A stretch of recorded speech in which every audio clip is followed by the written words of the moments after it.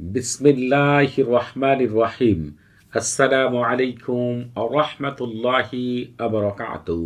আজকে আমি আপনাদের মাঝে হাজির হয়েছি পলাতক ব্যক্তিকে সাথে সাথে হাজির করার 100% পরীক্ষিত সেরা শক্তিশালী বিশেষ একটি আমল নিয়ে।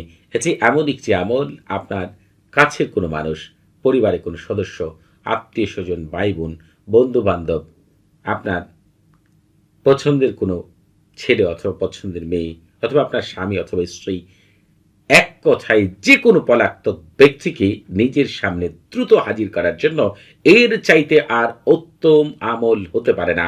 আপনাকে আমি যেভাবে বলবো সেইভাবে যদি আমলটি করতে পারেন, ওই ব্যক্তি যত দূরে থাকুক না কেন, যেখানেই থাকুক না কেন, আল্লাহ তাআলার রহমতে যদি দেশের ভিতরে থাকে, ওই মুহূর্তে সে আপনার উদ্দেশ্যে রওনা দেবে এবং সাথে সাথে আপনার কাছে এসে উপস্থিত হবে। তার আসতে যতটুকু সময় লাগবে। যদি দেশের বাইরে থাকে, আপনি তৎক্ষণাৎ তার মাধ্যমে জানতে পারবেন। সে আপনাকে নিজে যোগাযোগ করে জানাবে সে কোথায় আছে, আপনার কাছে রওনা দিচ্ছে। সে যেভাবেই হোক, কেউ তাকে আটকে রাখুক, জাদুকুফুরি করে রাখুক, বান্টনা করে রাখুক, যা খুশি সেটা করে রাখুক, শুধুমাত্র এই আমলটিকে আমি যেভাবে বর্ণনা করব সেইভাবে যদি করতে পারেন, ওই ব্যক্তিকে রশি দিয়েও শিকল দিয়েও কেউ বেঁধে রাখতে পারবে না ইনশাআল্লাহ। ওই ব্যক্তি আপনার কাছে আসবেই, সে যেখানেই থাকুক।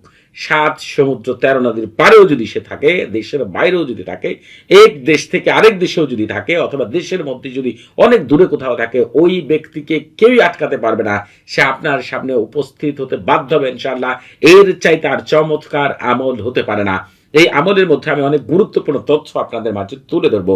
এজন্য এই আমলটিকে পরিপূর্ণভাবে বুঝতে হবে এবং বুঝে পরিপূর্ণ নিয়ম অনুযায়ী আমল করতে হবে। যদি আপনি পরিপূর্ণ বিষয় বুঝে পরিপূর্ণভাবে আমল করতে পারেন, সাথে সাথে রেজাল্ট পাবেন ইনশাআল্লাহ। এতে বিন্দু পরিমাণও সন্দেহ নেই। শুধুমাত্র আপনাকে এই আমলটি আমি যে নিয়মে বলবো সেই নিয়মে করতে হবে।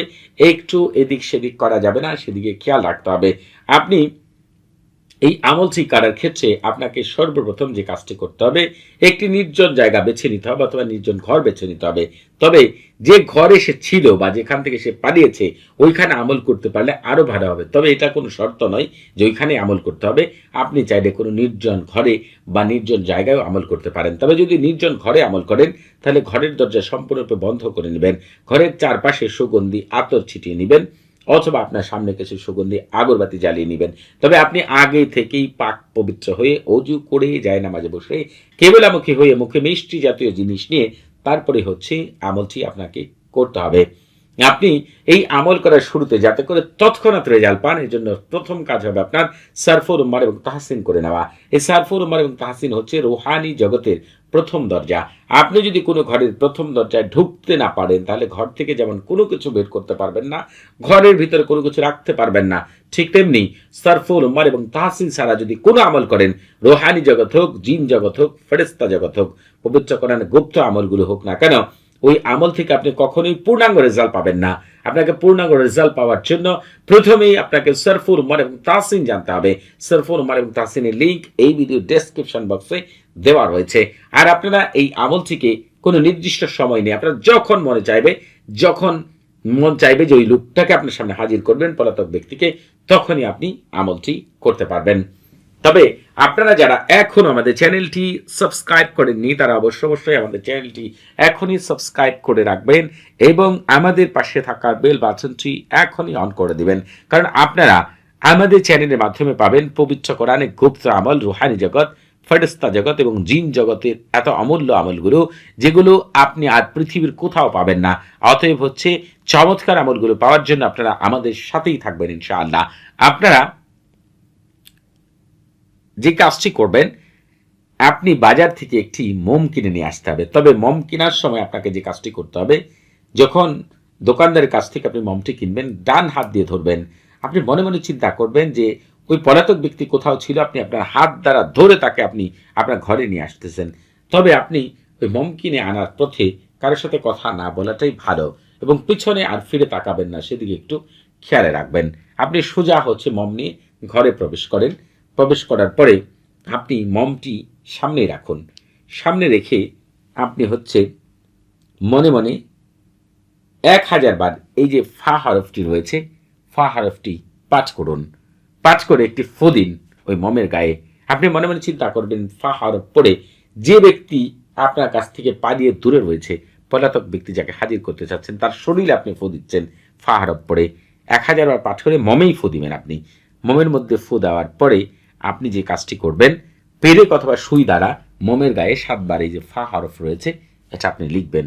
তার উল্টো পিঠে আপনি হচ্ছে তাওকিল লিখবেন। ঠিক এইভাবে যদি বাংলা লিখেন তাহলে আপনি লিখবেন, এই তাওসামের খাদেমগণ আপনারা দায়িত্ব গ্রহণ করুন, অমুকের ছেলে অমুককে অথবা অমুকের মেয়ে অমুককে যে পলায়ন করেছে তাকে আমার সামনে হাজির করার জন্য এক্ষুনি জলদি জলদি তাড়াতাড়ি আমার প্রেম মহব্বত ভালোবাসা দিয়ে আকৃষ্ট করে, উত্তেজিত করে, অন্ধ অনুগত করে, বশ করে এক্ষুনি জলদি তাড়াতাড়ি। এখন আপনি যদি এই কথাগুলোকেই আরবিতে লিখতে চান তাহলে লিখবেন, তাওয়াক্কালু খুদ্দাম হাদাত তালসাম বিজালবি ওয়া তাইজি ওয়া হিরাকি কলবি ওয়া ফারজি ওয়া লুব্বি শাহওয়াতা ওয়া হাজিরুন ফুলান বিন ফুলানাতুন আও ফুলান ইবনে ফুলানাতুন বিমুহাব্বতি ওয়া মাওয়াদ্দাতি আলুহা আল আজালু আল আজালু ওয়া সাআতু। আপনি এতটুকু লিখে ফেলেন। লিখার পরে একটু দেরি করার দরকার নেই, মমটি সামনে রাখেন, মমের খায় আপনি আগুন ধরিয়ে দেন। আগুন ধরানোর পরে সবচাইতে গুরুত্বপূর্ণ কাজ আপনি পবিত্র কোরআনে চলে আসুন। তবে মম কিন্তু জ্বলতেই থাকবে আগুনে। আপনাদের চিন্তা করার দরকার নেই, এই সূরা আপনাদের মুখস্থ রয়েছে অথবা বাংলা উচ্চারণ এখনই পেয়ে যাবেন। এই যেখান থেকে পাঠ করবেন, শুরুতে একবার বিসমিল্লাহির রহমান পাঠ করবেন, ওয়াইলুল্লি কুল্লি হুমাজাতিল লুমাজা থেকে শুরু করে ফি আমাদি মুমাদ্দাদা, অর্থাৎ সম্পূর্ণ সূরাটিকে শুরুতে একবার বিসমিল্লাহির রহমান পাঠ করে সম্পূর্ণ সূরাটি একবার আপনি তেলাওয়াত করেন। তেলাওয়াত করার পরে যে তাওকিল আপনি লিখেছেন মোমের গায়ে, বাংলায় লিখেন আর আরবিতে লিখেন, সেটা আপনি মনে মনে বলেন। আবার আপনি সূরাটি শুরু থেকে পাঠ করেন শেষ পর্যন্ত, তবে দ্বিতীয়বার আর বিসমিল্লাহ পাঠ করবেন না। আপনি দ্বিতীয়বার হচ্ছে তাওকিল বলবেন। এইভাবে সূরাটিকে 45 বার পাঠ করবেন। প্রতিবারের শেষে আপনি তাওকিল বলবেন। তাওকিল বলার পর মম কিন্তু জ্বলতে থাকবে। এরপরে সবচেয়ে গুরুত্বপূর্ণ কাজ, রুহানি জগতের সকল জিন ফেরেশতা খাদেম বারহাতে যা কিছু রয়েছে সব কিছু অদৃশ্য জগতে যা আপনার জানার বাইরে, সবাই আপনার এই কাজ করে দিতে বাধ্য হবে। বাতাসের সাথে যা কিছু রয়েছে, আগুনের সাথে যা কিছু রয়েছে, গাছপালার সাথে যা কিছু রয়েছে করে দিতে বাধ্য হবে যখনই আপনি হচ্ছে এই আমলের সাথে আজিমাত দিহরুশিয়াকে অ্যাড করবেন। তবে আমি আপনাদেরকে প্রথমে আজিমাত দিহরুশিয়া পাঠ করে শোনাচ্ছি, তবে কি করবেন আমি বলে দেব আপনাদেরকে। বিসমিল্লাহি শারাহিয়ান দাহমুনান আলী মুতাআলি في وليه أين الأجنة القافية أين الشمها مرية أين كرض من والدرب من أين عسب أين صاحب جبل الدخان أين راكب على الفيل المطعم بالصعبان عاجب بحق الأسماء لبرانتي وبرها متشيم متعاجب رتعيل لله رب العالمين। আপনারা এই আজিমাত বরহাতিয়া একবার পাঠ করার পরে আপনার যে মম কিন্তু জ্বলতে থাকবে। যে তাওকিদ লিখেছেন ওই তাওকিদে আপনি মুখে বলবেন, অথবা আমার মুখ থেকে যদি শুনেন তাহলেও আপনাকে হচ্ছে এই আজিমাত দিহরুশিয়া শুনতে হবে। শেষে আপনার মুখে, আমার মুখ থেকে শুনলেও শেষে আপনাকে নিজের মুখে তাওকিল বলতে হবে, যেটা আপনি মমের উল্টা পিঠে লিখেছেন। তবে এই আজিমাত দিহরুশিয়া কতবার শুনবেন সেটা আমি একটু পরেই বলছি। তবে আপনারা এই আমল করার আগে অবশ্যই এই জাহাজত নিয়ে আমল করবেন। আপনাদের বুঝতে কোনো প্রকার সমস্যা হলে, কোনো কিছু জানার থাকলে, কোনো কিছু বোঝার থাকলে প্রতি শুক্রবার এবং শনিবার সকাল 9টা থেকে রাত 11টা পর্যন্ত এই নাম্বারে কথা বলতে পারবেন। তবে নামাজের সময় নাম্বারটি বন্ধ থাকবে, সেদিকে খেয়াল রাখবেন। আপনাদের যে কাজটি করতে হবে, এই আজিমাত দিহরুশিয়াকে হয় আমার মুখ থেকে 7 বার শুনবেন অথবা নিজেরাই পাঠ করবেন। তবে শুনেন আর পাঠ করেন, আপনার মুখে কিন্তু তাওকিল অবশ্যই বলতে হবে। ওই ব্যক্তি পৃথিবীর যেখানে থাকুক, আপনার মম জ্বলে শেষ হয়ে যেতে ওই ব্যক্তি আপনার সামনে উপস্থিত হতে বাধ্য হবে ইনশাআল্লাহ। পৃথিবীর কোনো কিছুই তাকে আটকে রাখতে পারবে না। সবাই ভালো থাকবেন। আসসালামু আলাইকুম রহমতুল্লাহি আবার বারাকাতুহু।